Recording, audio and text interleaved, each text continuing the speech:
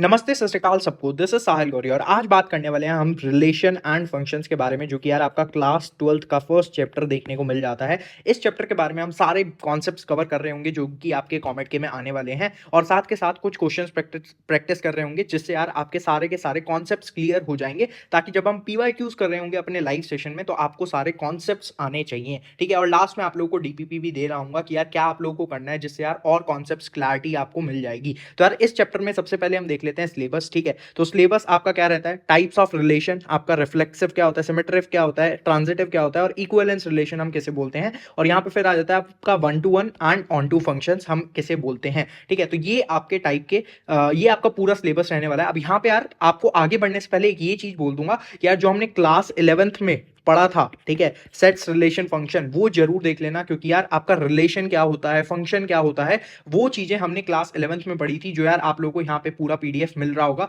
ठीक है, और इसकी वीडियो भी बनी हुई है, तो आप लोग देख सकते हो। यहाँ पे यार हमने सारी चीजें पढ़ा रखी हैं आप लोगों को, रिलेशन वगैरह देख सकते हो, और बाकी फंक्शन क्या होता है, कितने अलग अलग टाइप के आपके फंक्शन होते हैं, वो सारी चीजें आपको इस पर्टिकुलर वीडियो में मिलेगी, जिसके यार आपको स्क्रीन पे भी दिख रहा होगा। ठीक है, थंबनेल वगैरह, तो उसको जाकर देख लेना, लिंक मैं डिस्क्रिप्शन में प्रोवाइड कर दूंगा। इसके अलावा हम क्लास 11th के आपके सारे वन शॉट्स कवर कर चुके हैं, वो भी नहीं चेकआउट किए हैं तो उनको भी जाकर चेकआउट कर सकते हो। अब जल्दी से यार इस वाली वीडियो को स्टार्ट करते हैं। यहाँ पे सबसे पहले आ जाते हैं टाइप्स ऑफ रिलेशन में। ठीक है, तो इसके अंदर सबसे पहली चीज जो हमको पढ़नी है, दैट इज रिफ्लेक्सिव क्या होता है। अब यहाँ पे कंडीशन वही है कि यार रिलेशन पढ़ा होना चाहिए, नहीं पढ़ा है तो अगेन क्लास 11th वाली वीडियो जाकर देख लेना। ठीक है, अब सिंपल सी चीज है यहाँ पे कि यार if A comma a belongs to R, for every a belongs to A, that means कि आपका जो भी रिलेशन है वो आपका रिफ्लेक्सिव होगा। अब यहाँ पे यार एग्जाम्पल से आप लोगों को मैं समझाना चाहूंगा कि यार कैसे आप लोगों को ये चीजों को समझना है। ठीक है, अब फॉर एग्जाम्पल यहाँ पे आपको दे रखा है एक रिलेशन। ठीक है, 1,1, 2,2, ठीक है, और यहाँ पे आपको मिल जाता है 3,3। ठीक है, तो इसको आप लोग बोलोगे कि ये आपका जो फंक्शन है वो रिफ्लेक्सिव है। समझ गए। लेकिन अगर आपको यहीं पे एक और रिलेशन मिल जाता है, सपोज 1,1, 2,3 एंड 3,3, ठीक है, अब यहां पे इसको आप लोग बोलोगे नॉट रिफ्लेक्सिव, क्योंकि यहां पे यार आप लोग देख सकते हो कि 2 भी आपका बिलोंग तो कर रहा है यहाँ पे किसी सेट से, बट यहाँ पे 2,2 एग्जिस्ट नहीं कर रहा है, तो इस वजह से ये रिफ्लेक्सिव नहीं होगा। तो आई होप रिफ्लेक्सिव का आपको समझ में आ गया होगा। बाकी यार जब हम क्वेश्चंस करेंगे ना, तब आपको और अच्छे से डिटेल में समझ में आ जाएगा कैसे हमको सॉल्व करना है अच्छे से, और कैसे हम बाकी यार क्वेश्चंस वगैरह अच्छे से सॉल्व कर पाएंगे। अभी सिर्फ मैं आपको शॉर्ट में एग्जाम्पल्स बता रहा हूँ, ताकि आप ये जो लिख रखा है ना, ये ठीक है, ये कहना क्या चाह रहा है वो आप लोग समझ पाओ। समझ गए। ठीक है, और यहाँ पे यार ए सेट जो आपका था, ठीक है, वो था आपका 1,2,3।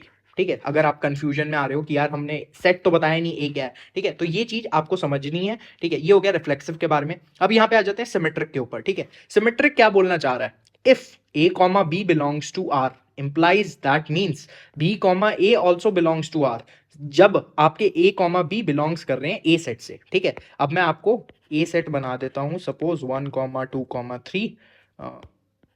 ठीक है, और रिलेशन की अगर मैं बात करूं तो यहां पे रिलेशन आपको दे रखा है 1,2, 2,1। ठीक है, फिर आ जाता है आपका 1,3, 3,1। ठीक है, फिर आ जाएगा 2,3, 3,2। ठीक है, तो ये आपका जो पर्टिकुलर रिलेशन है ये आपका सिमेट्रिक है। ठीक है, तो आपको ये ध्यान रखना है कि ये सिमेट्रिक है। बट अगर आपको रिलेशन दे दिया जाता, सपोज आपको यहां पे रिलेशन दे दिया 1,2, 2,3, ठीक है, और यहां पे दे दिया 1,3, ठीक है, सपोज, तो ये आपका सिमेट्रिक नहीं है, नॉट सिमेट्रिक।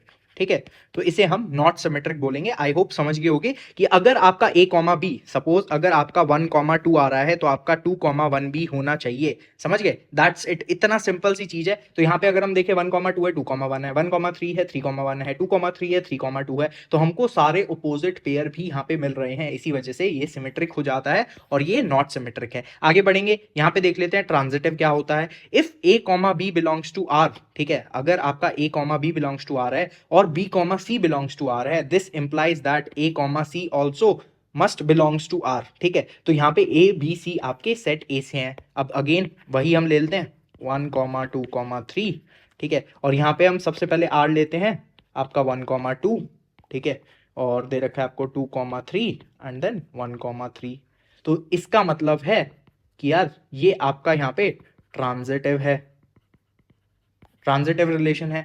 अब यहाँ पे एक और रिलेशन लेते हैं हम, सपोज 1,2, 2,3, ठीक है, और हम ले लेते हैं 2,1, ठीक है, और 2,2, ठीक है। तो यहाँ पे अगर हम देखें तो हमको 1,2 मिल रहा है, 2,3 मिल रहा है, मतलब 1,3 होना चाहिए, ठीक है। यहाँ पे 1,3, सपोज हम 1,3 भी एग्जिस्ट करता है, ठीक है, इसी रिलेशन में हमने 1,3 भी डाल दिया, तो चलो ये तो हमारी एक कंडीशन सेटिस्फाई हो गई। अब हमें दे रखा है 1,2 और यहाँ पे देखोगे तो 2,1 भी है, इसका मतलब है 1,1 भी होना चाहिए था यहाँ पे, लेकिन 1,1 आपका एग्जिस्ट नहीं करता है यहाँ पे, तो इसी वजह से आपका ये नॉट ट्रांजिटिव हो जाएगा, ठीक है। समझ गए नॉट ट्रांजिटिव के बारे में भी। तो ये हो जाता है आपके तीनों चीजें। और जहां पे यार जो भी आपका सेट है, ठीक है, जो भी आपका रिलेशन है, अगर आपका वो relation which is reflexive, symmetric and transitive, अगर कोई रिलेशन तीनों होता है तो उसे हम इक्विवेलेंस बोलते हैं, सिंपल एज दैट। कुछ भी यहाँ पे मुश्किल आप लोगों को नहीं देखने को मिलता है, बहुत ईजी है यार, ठीक है। रिफ्लेक्सिव क्या होता है, सिमेट्रिक निकालो, ट्रांजिटिव निकालो, और आपको यार फिर आप इक्विवेलेंस बता सकते हो। और यहाँ पे तो यार आपको बोर्ड्स की तरह प्रॉपर सॉल्व करके भी नहीं दिखाना है, आप लोग माइंड में भी इन चीजों को सॉल्व कर सकते हो, बहुत ज्यादा इजीली इन चीजों को आप लोग कर पाओगे। अब हम आ जाते हैं फटाफट क्वेश्चंस के ऊपर कि यार क्वेश्चंस को हम प्रैक्टिकली कैसे सॉल्व कर रहे होंगे, या फिर यार हमको सोचना कैसे है, ठीक है। यहाँ पे तो मैं आपको सॉल्यूशन करके दिखा रहा हूँ, बट आपको इतना तामझाम करने की जरूरत नहीं है, आपको दिमाग में आधी कैलकुलेशन करनी है, आधी चीजें फटफट लिख के देखोगे और आपका क्वेश्चन सॉल्व हो जाएगा। मैं जो आपको मेथड बता रहा हूँ दैट इज जस्ट कि यार आप लोग कॉन्सेप्ट अच्छे से समझ पाओ, क्वेश्चन अच्छे से समझ पाओ, बट आपको ये सारे स्टेप्स लिखने की जरूरत नहीं होगी। आपको यार जो जो चीजें, जो जो स्टेप्स आप लोग मिस आउट कर सकते हो और फटाफट आंसर लेके आ सकते हो, आपको यार उसी तरीके को फॉलो करना है, ठीक है। अब यहाँ पे आप लोग को दे रखा है, ठीक है, सिंपल से आते हैं फटाफट, ठीक है। आपको यहाँ पे दे रखा है, एक सेकंड कलर चेंज करेंगे, ठीक है, चलो, ठीक है, सॉल्यूशन पे आते हैं, ठीक है। आपको बोल रखा है 3x minus y equal to 0, this implies आपका y is equal to 3x आप लोग को बोल रखा है, ठीक है। निकाल लेते हैं यहाँ पे हमारा रिलेशन क्या होगा फटाफट, ठीक है। तो आपका 1 अगर x डालें तो y की वैल्यू आपकी 3 आ जाएगी, 2 डालेंगे तो 6 आ जाएगी, ठीक है, 3 डालेंगे तो 9 आ जाएगी, और 4 डालेंगे तो 12 आ जाएगी। अब 5 नहीं डाल सकते क्योंकि यार ये 15 आ जाएगा फिर, और 15 हमारा सेट ए में नहीं है, तो ये हमारा रिलेशन हो गया। अब यार बस आपका रिलेशन आ गया, फटाफट आप लोग देखो कि यार यहाँ पे रिफ्लेक्सिव है, सिमेट्रिक है या ट्रांजिटिव है। आपका यार यहाँ पे अगर आप देख पा रहे हो, आपका ना तो 1,1 है, ठीक है, ना 1,1, 2,2, तो ये सारे तो आ नहीं रहे, तो आपका यहाँ पे रिफ्लेक्सिव नहीं है, ठीक है। एक सेकेंड, ठीक है, रिफ्लेक्सिव तो नहीं है, नॉट रिफ्लेक्सिव, ठीक है। अब इसके बाद हम सिमेट्रिक देख लेते हैं। हम सिमेट्रिक देखना चाहें तो उसके लिए क्या होता है, अगर a कॉमा बी है तो b कॉमा ए भी होना चाहिए। 1,3 है, 3,a, आप 3,1 आप लोग को यहाँ पे कहीं पे दिख रहा है नहीं, तो यार वो हमारा सिमेट्रिक भी नहीं है, ठीक है। तो हम लिख देंगे नॉट सिमेट्रिक, ठीक है। इसके बाद हमारा यार ट्रांजिटिव क्या होता है कि यार a कॉमा बी अगर है और b कॉमा सी है तो a कॉमा सी भी होना चाहिए। तो यहाँ पे अगर हम देखें 1,3 है, ठीक है, ए बी हमारा ये हो गया। अब यहाँ पे 3,9 b कॉमा सी ये हो गया, तो इसका मतलब 1,9 भी होना चाहिए, बट वो तो नहीं है, तो इसका मतलब हो गया आपका कि नॉट ट्रांजिटिव। समझ गए, तो ये आपका तीनों ही नहीं फॉर्म करता है जो ये रिलेशन है, ठीक है। तो एक ये क्वेश्चन हो गया। अब इसके बाद यार नेक्स्ट क्वेश्चन करते हैं, ठीक है। आपका ये आ जाता है नेक्स्ट क्वेश्चन, ठीक है। R is a set of Z, मतलब इंटीजर, ठीक है, such that x comma y, ठीक है, x minus y is an integer, that's it, ठीक है। अब यहाँ पे फटाफट हम क्वेश्चन को सॉल्व करते हैं। अब यार यहाँ पे आप सारा, मतलब अगर मैं बोलूँ रिलेशन आप निकाल के लिखो तो वो निकालना तो इम्पॉसिबल है, क्योंकि यार हजारों, आपके यहाँ पे करोड़ों रिलेशन बन जाएंगे, ठीक है। तो इसलिए हम इसको आपके एक तरह से वेरिएबल्स के फॉर्म में ही सॉल्व करके देखते हैं, ठीक है। वेरिएबल्स के फॉर्म में कैसे हम सॉल्व करके देखेंगे वो आपको इस क्वेश्चन से समझ में आ जाएगा, ठीक है। और ये भी क्वेश्चन जो मैं आप लोग को बता रहा हूं ये जस्ट स्टेप है, ठीक है, कि यार आप ऐसे करके देख सकते हो। बट अगर एग्जाम की मैं बात करूं, इस क्वेश्चन को देखते ही आपके यार आंसर्स रेडी हो जाने चाहिए, इतना टाइम नहीं लगना चाहिए, ठीक है। बहुत बेसिक आपका क्वेश्चन है, जब आपको प्रैक्टिस हो जाएगी ना सॉल्व करने की, तो फिर यार उसके बाद आप लोग दिमाग में ही आंसर्स वगैरह निकाल पाओगे, इतना आपको स्टेप्स लिखने की जरूरत नहीं पड़ेगी। बट यहाँ पे आप लोग को समझाने के लिए स्टेप्स का लिखना काफी ज्यादा इंपॉर्टेंट बन जाता है। अब यहाँ पे यार सिंपल सी चीज है, ठीक है, आपका बोल रखा है कि x comma x should belong to आपका जो पर्टिकुलर है दैट इज z, ठीक है, एक इंटीजर होना चाहिए। तो x कॉमा x अगर है तो x माइनस x हमेशा 0 ही आएगा, और 0 आपका एक इंटीजर होता है, ठीक है। तो इसका मतलब कि यार यहाँ पे जो हमारा फंक्शन है, वो रिलेशन है, वो आपका रिफ्लेक्सिव हो जाएगा, चाहे वो कोई भी वैल्यू हो x की, आपका हमेशा x माइनस x 0 होगा, और वो 0 क्या होता है, इंटीजर, तो मतलब रिफ्लेक्सिव हमेशा होएगा, ठीक है। अब यहाँ पे आ जाता है x कॉमा y अगर है तो y कॉमा x भी होना चाहिए। सिमेट्रिक के लिए ये कंडीशन होती है। तो अगर आपका x कॉमा y है, this means x comma y is equal to, यहाँ पे हमने k मान लिया, ठीक है, कोई भी कांस्टेंट दे रहा है और वो डेफिनेटली आपका इंटीजर होगा क्योंकि यहाँ पे x और y भी आपके इंटीजर हैं, ठीक है। अब यहाँ पे जो हमारा सेकंड कंडीशन है that is y comma x, तो इसका मतलब y माइनस x, ये इसकी वैल्यू बस क्या होगी, माइनस के आ जाएगी ना, और कोई डिफरेंस तो नहीं होगा। और माइनस के भी आपका इंटीजर ही है, इंटीजर ही है ना भाई, माइनस तो बस नेगेटिव साइन ही आ गया, ठीक है। तो इस वजह से हम कह सकते हैं कि y माइनस एक्स भी आपका R में बिलोंग करेगा। दिस इंप्लाइज कि यार हमारा ये जो फंक्शन है ये सिमेट्रिक भी होगा, ठीक है, सिमेट्रिक भी होगा। अब देख लेते हैं भाई ट्रांजिटिव होगा कि नहीं होगा फटाफट, ठीक है। नेक्स्ट पेज पे जाते हैं। अब उसकी क्या कंडीशन होती है, अगर x कॉमा वाई है एंड y कॉमा जेड है तो x कॉमा जेड भी होना चाहिए, ठीक है। अब यहाँ पे x कॉमा वाई की कंडीशन क्या है, k, ठीक है, आपको दे रहा होगा दिस बिलोंग्स टू z, और यहाँ पे y माइनस जेड की आपकी कंडीशन क्या है, ये हम मान लेते हैं l दे रहा होगा which will also be again belonging to z। अब यहाँ पे x कॉमा जेड की क्या कंडीशन है, ठीक है, हम देखते हैं x minus z, sorry z is equal to, कैसे आ जाएगा, हम इसको ऐसे लिख सकते हैं x minus Y plus Y minus Z, इन दोनों को सपोज 1 एंड 2 लिया तो उसको अगर हम ऐड कर देंगे, ठीक है, 1 प्लस 2 दैट्स इट, यही किया, हमारा ये आ जाएगा x माइनस जेड, वाई से वाई कट जाएगा ना, बट हमें इसकी वैल्यू पता है, इसकी वैल्यू पता है, वो डाल देते हैं k प्लस एल, ठीक है। तो ये हमें सपोज m दे देगा क्योंकि ये दोनों भी आपके इंटीजर हैं k और l, तो ये भी आपका इंटीजर ही होगा। दिस इंप्लाइज कि यार हमारा ट्रांजिटिव भी होगा ये पर्टिकुलर रिलेशन, ठीक है, और यहाँ पे आपका रिफ्लेक्सिव भी है, सिमेट्रिक भी है और ट्रांजिटिव भी है। This implies hence R is आपका इक्विवेलेंस रिलेशन, ठीक है। ये स्पेलिंग वगैरह और राइटिंग वगैरह थोड़ा देख लेना, ठीक है, मैं फटाफट आप लोगों को समझा दिया है कैसे आप लोगों को क्वेश्चन को सॉल्व करना है, ठीक है। अब एक और क्वेश्चन हम यहाँ पे देखेंगे दैट इज, अगर हमको यहाँ पे दे रखा है कि R आपका रिलेशन है which belongs to this particular, ठीक है, R से, ठीक है, रियल नंबर से, और रिलेशन अब जो आ जाता है which is a comma b, a is less than b square, ठीक है, हम लोग को ये करना है। अब यहाँ पे अगर हम देखें, ठीक है, अगेन यहाँ पे यार आप सारे तो नहीं लिख सकते, रिलेशन बहुत ज्यादा लेंदी हो जाएगा। अब यहाँ पे हम सबसे पहले देखते हैं कि यार हमारा रिफ्लेक्सिव होगा या नहीं होगा, ठीक है। सबसे पहले रिफ्लेक्सिव की अगर मैं बात करूं, ठीक है, आपका आ जाएगा 1,1, ठीक है। तो यहाँ पे अगर हम 1,1 का देखते हैं तो यहाँ पे क्या आपका 1 should be less than 1 square, ठीक है। 2,2 अगर हम देखते हैं 2 शुड बी लेस देन 2 का स्क्वायर, ठीक है, ये तो सही आ रहा है। बट यहाँ पे यार आपका 1,2 हम देखें एक बार, 1,2 1,2 ये भी तो रियल नंबर है, 1,2 should be less than 1/2 square, ठीक है। तो इसको अगर हम लिखेंगे ये आपका 1/4, तो ये तो यार गलत हो जाता है। तो इस वजह से यहाँ पे आपका जो आएगा वो आएगा नॉट रिफ्लेक्सिव, ठीक है। तो आपको यार ये सारी वैल्यूज भी चेक करनी पड़ेंगी, ठीक है। तो ये आपके दिमाग में आ जानी चाहिए कि यार कोई भी ऐसा अजीब नंबर क्या वो सही रहेगा, ठीक है। जैसे आप नेगेटिव वैल्यूज भी चेक करके देखोगे, -2 -2, ठीक है, तो आपका आ जाएगा -2 शुड बी लेस देन -2 का स्क्वायर, तो ये भी सही है। बट एक जो आपके ये वाले टर्म्स होंगे 1/2 के, तो बेसिकली 0 से आपके जो 1 तक होंगे वो वाले टर्म्स हमेशा आपके ये चीज को सेटिस्फाई नहीं करेंगे, ठीक है। तो इस वजह से आपका ये जो होगा नॉट रिफ्लेक्सिव आ जाएगा, ठीक है। अब यहाँ पे आ जाते हैं हम, ठीक है, फटाफट नेक्स्ट जो हमारा है सिमेट्रिक, ठीक है। सिमेट्रिक कैसे चेक करेंगे कि यार हमारा अगर a कॉमा बी है तो b कॉमा ए भी होना चाहिए, ठीक है। अब सपोज हमने मान लिया 1,2 2,1, ठीक है, एक एग्जांपल लेके आप लोगों को समझाता हूं बस, ठीक है। तो 1 इज लेस देन 2 का स्क्वायर, समझ गए, 1 इज लेस देन 2 का स्क्वायर, 1 इज लेस देन 4, ये सही है आपका, ठीक है। तो अब आ जाता है b comma A, 2 is less then 1 का स्क्वायर, 2 इज लेस देन 1, ठीक है, ये आपका गलत हो जाता है। तो इस वजह से नॉट सिमेट्रिक,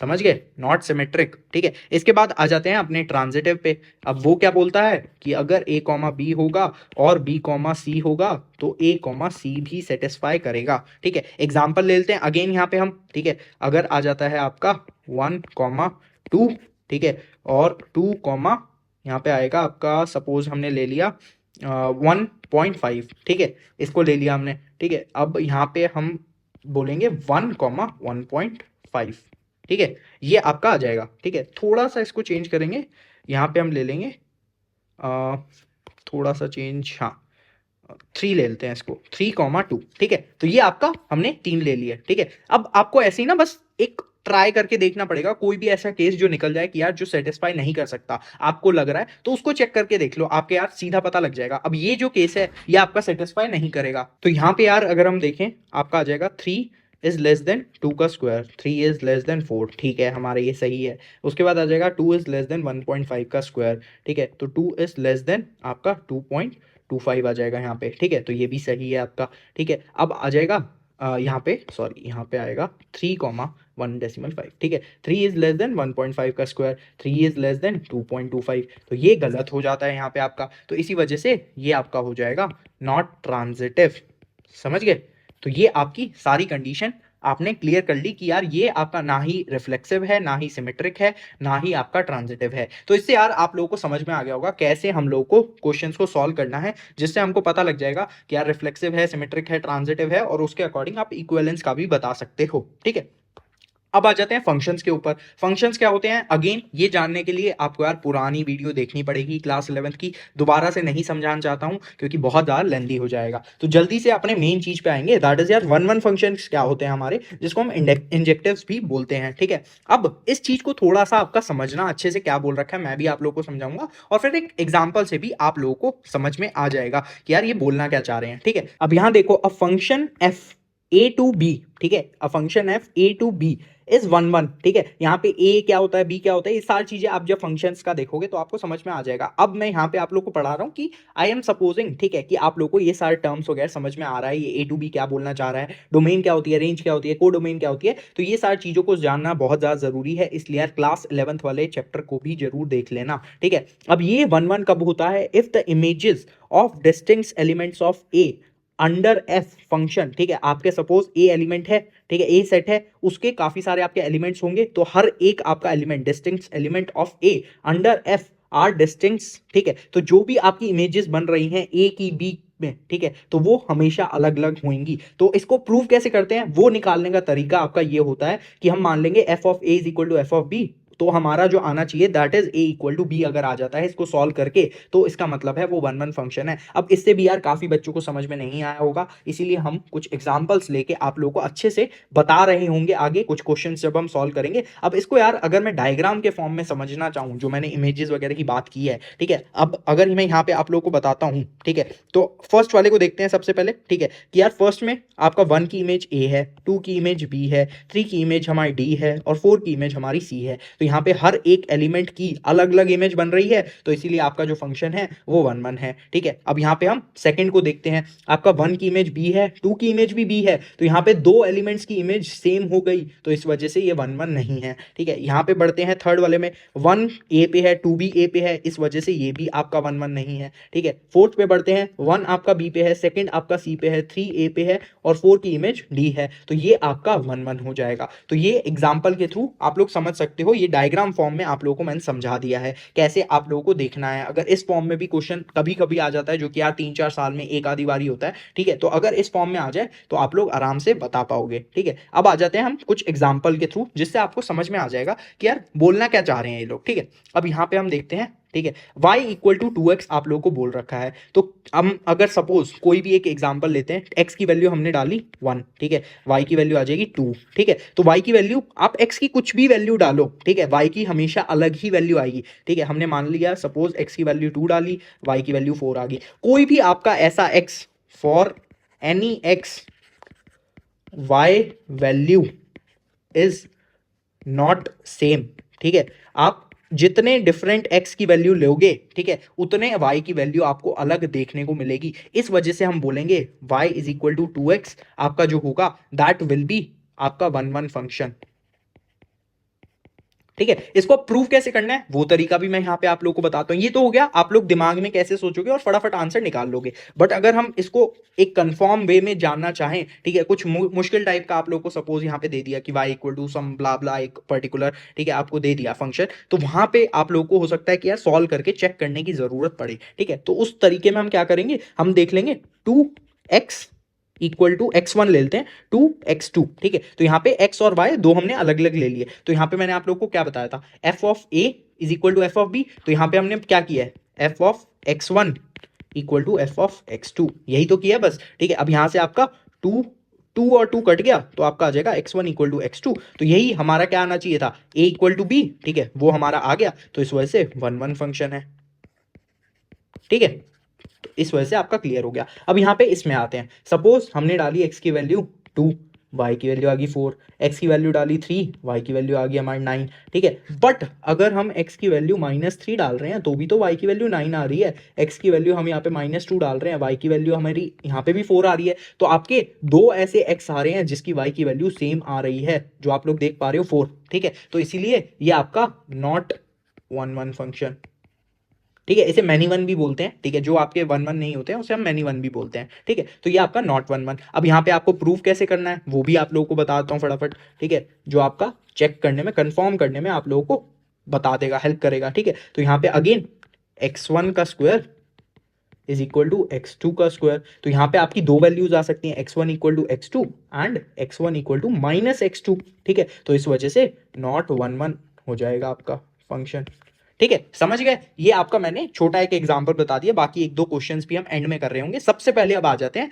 कि यार ऑन टू फंक्शंस क्या होते हैं। अब इसको भी अच्छे से समझना, नहीं समझोगे तो आपको एग्जांपल से भी समझा रहा हूँ, ठीक है। A function f a to b is onto, ये ऑन टू कब होगा, if every element of b, जो भी आपका एलिमेंट है b के अंदर, is the image of some element of a, मतलब a में जितने भी एलिमेंट है उसमें कोई ना कोई इमेज बन रही है b की, ठीक है। For every b belongs to b, ठीक है, b आपका यहाँ पे एलिमेंट है ऑफ सेट b, ठीक है, capital B, there exist an a which belongs to A, ठीक है। मतलब हर एक जितने भी एलिमेंट्स हैं आपके बी के अंदर, ठीक है, वो किसी ना किसी आपके ए के एलिमेंट की इमेज हैं, ठीक है। तो यहाँ पे हम कैसे करेंगे, f of a is equal to B, ठीक है। तो इसके थ्रू हम प्रूव कर रहे होंगे कि यार, मतलब कंफर्म कर रहे होंगे कि हाँ ये हमारा ऑन टू फंक्शन है। और यहाँ पे यार एक और कंडीशन होती है कि यार इन केस अगर आपको जल्दी से पता लगाना है या फिर कुछ इजी तरीका है, that is range will be equal to codomain, अगर आपकी आ जाती है तो आपका वो ऑन टू फंक्शन होता है, ठीक है। आप लोगों को काफी जगह पे ये दिख जाएगा, ठीक है। अब एग्जाम्पल से यहाँ पे समझते हैं, ठीक है। आपका यहाँ पे अगर मैं आप लोगों को दिखाऊं,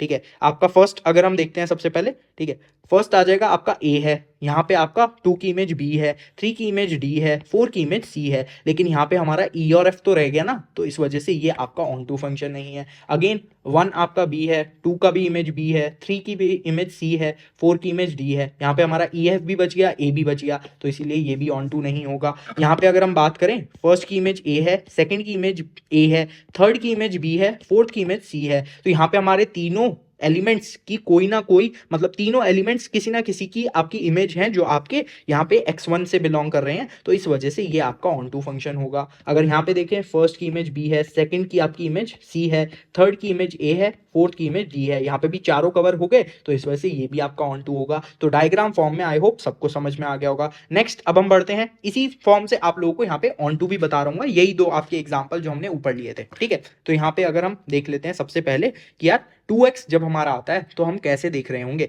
अगेन आपका x की वैल्यू यहाँ पे आ जाती है 1, ठीक है, तो y की वैल्यू 2 आ गई, ठीक है। तो सपोज आप यहाँ पे रियल वैल्यू, आप दिमाग में अगर सोचो, आपकी रियल वैल्यूज ये R2 R है, ठीक है, तो R2 R मतलब आपकी x की वैल्यूज रियल वैल्यूज होंगी, y भी तो सारी रियल वैल्यूज ले लेगा ना, मतलब अगर आप x की वैल्यू 1.5 डालोगे तो आपका 3 आ जाएगा, 1.2 डालोगे तो आपका 2.4 आ जाएगा, और ये सब रियल नंबर्स हैं। तो x की जितनी भी आपकी रियल वैल्यूज होंगी तो y की भी सारी रियल वैल्यूज आ जाएंगी, मतलब आपका जो रेंज है, ठीक है, रेंज भी आपका R है, ठीक है, और कोड डोमेन भी आपका R है। तो इस वजह से आपका जो आंसर वो होगा, आंसर दैट इज ये आपका ऑन टू फंक्शन होगा।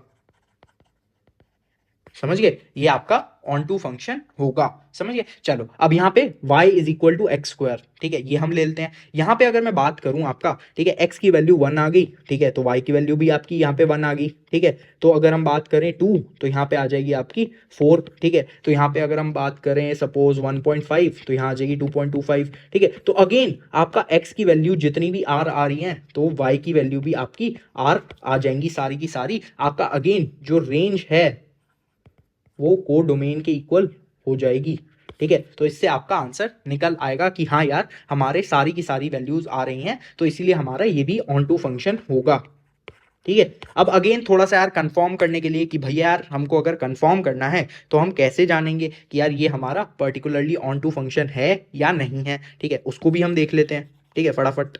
चलो हमको दे रखा है y is equal to 2x, ठीक है, y is equal to 2x हम लोग को यहाँ पे दे रखा है। तो हम क्या करेंगे, सबसे पहले y is equal to 2x, x is equal to y by 2 हम कर देते हैं, ठीक है। और अब इसको हम यहाँ पे डाल देंगे, ठीक है। तो यहाँ पे हम f ऑफ x निकाल लेंगे। तो f ऑफ x क्या हो जाएगा आपका 2 इंटू एक्स था, ठीक है।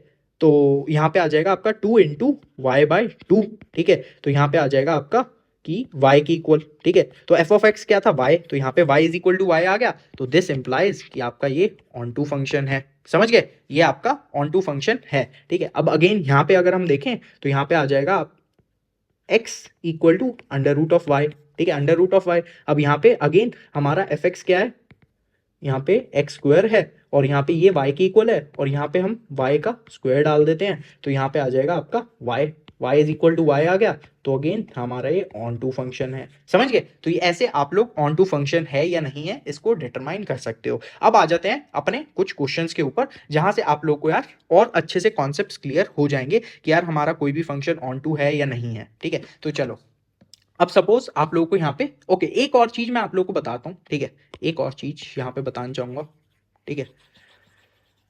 सपोज अब यहाँ पे यार अभी तो फंक्शन था r टू r, यहाँ पे अभी हम मान लेते हैं फंक्शन बिलोंग्स टू आपका n टू r, ठीक है, n टू r आप लोगों को यहाँ पे दे रखा है, ठीक है। या फिर हम मान लेते हैं, ठीक है, n टू n, ठीक है, फंक्शन n टू n दे रखा है हमको, ठीक है। अब यहाँ पे सपोज हमने लिया 7, ठीक है, y की वैल्यू हमने 7 ले ली। क्या कोई ऐसा x है विच इज नेचुरल नंबर, ठीक है, जो हम डालें और y की वैल्यू हमारी 7 आ जाए? नहीं है, तो इसलिए ये आपका ऑन टू फंक्शन नहीं होगा। तो इसीलिए आपका जो फंक्शन दे रखा है कि आपका n टू n जा रहा है, r टू r है, तो उस पर भी काफ़ी सारी चीज़ें डिपेंड करेंगी। आपका रेंज डोमेन और कोडोमेन पे काफ़ी सारी चीज़ें डिपेंड करती हैं। तो इसीलिए यार मैं बार बार बोल रहा हूँ कि जो आपका क्लास 11th में फंक्शन पढ़ा था उसको एक बार अच्छे से देख लेना, ठीक है। चलो यहाँ पे बढ़ते हैं। यहाँ पे हमको बोल रखा है r टू r है, ठीक है। सबसे पहले ये चीज़ भी आपको देखनी है क्योंकि बहुत ज़्यादा मैटर करती है, जैसे मैंने आप लोग को बताया ऊपर, ठीक है। अब यहाँ पे अगेन हम कर लेते हैं, ठीक है, एफ एक्स इक्वल टू आपको 1/x बोल रखा है,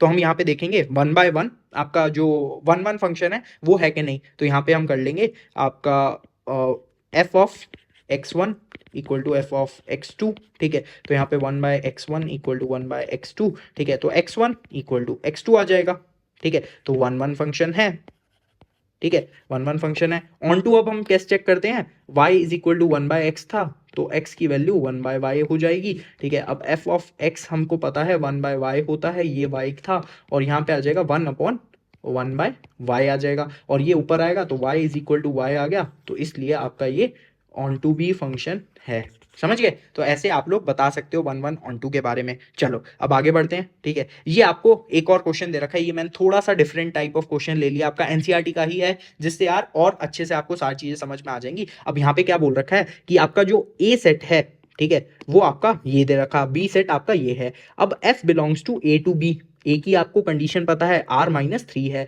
बी की आप लोगों को पता है r-1 है, ठीक है। अब यहाँ पे एफ एक्स हम लोग को ये दे रखा है। अब हमारा 1/1 का क्या कंडीशन हो जाता है, ठीक है, 1/1 की कंडीशन है f of x1 equal to f of x2, ठीक है, वही डाल लेते हैं x1 - 2 x2 - 3 is equal to x2 minus sorry यहाँ पे आएगा x1, ठीक है, x2 - 3 और यहाँ आ जाएगा x2 - 3, ठीक है। आप x2 की जगह y भी ले सकते हो या फिर कोई और आप a b भी ले सकते हो, f of a is equal to f of b, जिससे आपको कंफ्यूजन ना हो, ठीक है। तो यहाँ पे आ जाएगा x1 - 2 x2 - 3 is equal to x2 - 3 x1 - 3, ठीक है। तो ये आपकी टर्म होगी। अब इसको मल्टीप्लाई कर लेते हैं, x1 x2 - 2 x2 - 3 x1 plus 6, ठीक है, इज इक्वल टू यहाँ पे आ जाएगा आपका again x1 x2 - 3 x1 minus sorry यहाँ पे आपका 2 आएगा, ठीक है, और इसी वजह से यहाँ पे भी आपका 2 आएगा, ठीक है। तो -2x1 हो जाएगा यहाँ पे, ठीक है, और आ जाएगा -3x2 प्लस 6, ठीक है। 6 से 6 गया, x1 x2 से ये गया आपका। अब यहाँ पे x1 x2 को एक साइड कर लेते हैं सारी टर्म्स को, ठीक है। तो यहाँ पे जब हम सेम करेंगे तो यहाँ पे आ जाएगा x1 इधर जाएगा तो -x1 हो जाएगा, इज इक्वल टू, इसको हम उधर लेंगे तो माइनस x2 हो जाएगा। This implies x1 equal to x2, ठीक है। तो इसीलिए आपका जो फंक्शन है वो 1 1 फंक्शन है, समझ गए। अब ऑन टू के लिए क्या करते हैं, हमको पता है, ठीक है, सॉरी, हमको यहाँ पे पता है y इज इक्वल टू क्या दे रखा है, x minus two x minus three, x minus to x minus three, ठीक है। अब इसको हम लिख सकते हैं y x minus three y is equal to x minus two, ठीक है। अब यहाँ पे हम x को बस एक साइड कर लेंगे, x को y के टर्म्स में हमें लिखना है, ठीक है। तो y x माइनस एक्स, ठीक है, is equal to three Y minus two, ऐसे लिख सकते हैं। तो यहाँ पे आ जाएगा आपका x हमने कॉमन ले लिया, y माइनस वन आ गया, is equal to three Y minus two, ठीक है। तो x equal to three Y minus two upon में y माइनस वन, ठीक है। ये हमारे x की वैल्यू आ गई, ठीक है। अब इसको हम, ठीक है, कैसे करेंगे, हमें पता है y is equal to f x, ठीक है। एफ एक्स यहाँ पे हमें पता है, तो एफ एक्स क्या है हमारा, हमारा था x minus two x minus three. अब यहाँ पे हम वैल्यू डाल देंगे ये, ठीक है। तो three Y minus two upon में y माइनस, अच्छा थोड़ा सा यार ये बड़ा हो जाएगा, यहाँ पे आएगा नहीं, तो हम इसको नेक्स्ट पेज पे लिख लेते हैं, ठीक है, या फिर मैं यहाँ पे लिखता हूँ, ठीक है। y इज इक्वल टू आपका हो जाएगा three Y minus two upon में Y minus one minus two, ठीक है, और डिवाइडेड बाय आपका हो जाएगा थ्री वाई माइनस टू आपका Y minus one minus three हो गया, ठीक है। अब इसको हम फटाफट सॉल्व करते हैं। तो three Y minus two minus two y plus two divided by y minus one, और यहाँ पे आ जाएगा आपका three Y minus two minus three y plus three divided by y minus one. तो ये तो आपका कट गया, ठीक है। आगे बढ़ते हैं, ठीक है। ये आ जाएगा आपका टू से टू कट गया यहाँ पे, ठीक है, टू से टू कट गया। अब यहाँ पे अगर हम देखेंगे तो सिर्फ आपका ऊपर बच जाएगा y, ठीक है, और नीचे आपका ये कट गया और नीचे बच जाएगा वन, तो इज इक्वल टू y। तो y इज इक्वल टू आपका y आ जाएगा यहाँ पे, तो इसीलिए हम इसको ऑन टू भी बोल सकते हैं। तो आई होप सबको समझ में आ गया होगा कैसे हमको सॉल्व करने हैं सारे के सारे क्वेश्चंस। और यार बहुत ईजी है, बहुत ज़्यादा स्कोरिंग चैप्टर है आपका, आपके एक से दो क्वेश्चन आपको हमेशा देखने को मिल जाते हैं इस पर्टिकुलर चैप्टर में से। बाकी आपका 11th क्लास को अगर हम मिला दें तो आपको 3 क्वेश्चन लगभग देखने को मिल जाते हैं हर साल जो आपके इस चैप्टर से आ रहे होते हैं, 3 से 4, ठीक है। तो इसलिए आपको ये जरूर करना है अच्छे से चैप्टर। अब डीपीपी की अगर मैं बात करूं तो यार सिंपल सी चीज है, आपको एनसीईआरटी को अच्छे से करना है। टोटल कुल मिला के आपके 35-40 के आसपास क्वेश्चन होंगे, तो उसको अगर आप अच्छे से कर लोगे, आप यार पीवाईक्यूज देखोगे, आपको सारे कॉन्सेप्ट समझ में आएंगे और आप अच्छे से सॉल्व भी कर पाओगे मैक्सिमम पीवाईक्यूज को, ठीक है। तो ये हो जाता है हमारे यार डीपीपी के बारे में। और यार अगर आप लोगों ने यहाँ तक वीडियो को देख लिया तो यार जरूर पुराने वन शॉट्स भी देख लेना जो हमने क्लास 11th के इतने सारे कवर किए हैं। और यहाँ तक आगे हो तो यार जरूर चैनल को सब्सक्राइब कर देना, लाइक कर देना, शेयर कर देना, और यार जितना ज्यादा कमेंट कर सकते हो कर दिए करो, ठीक है, ताकि यार ज्यादा से ज्यादा लोगों तक पहुंचे। इसलिए यार जितना शेयर कर सकते हो कर दिए करो, जो भी हो सकता है ना, मतलब फैला दिए करो वीडियोस वगैरह को। तो यार इतना ही था इस वीडियो के लिए, मिलते हैं ऐसी किसी बड़े नेक्स्ट वीडियो में। टाटा, सी यू, बाय बाय।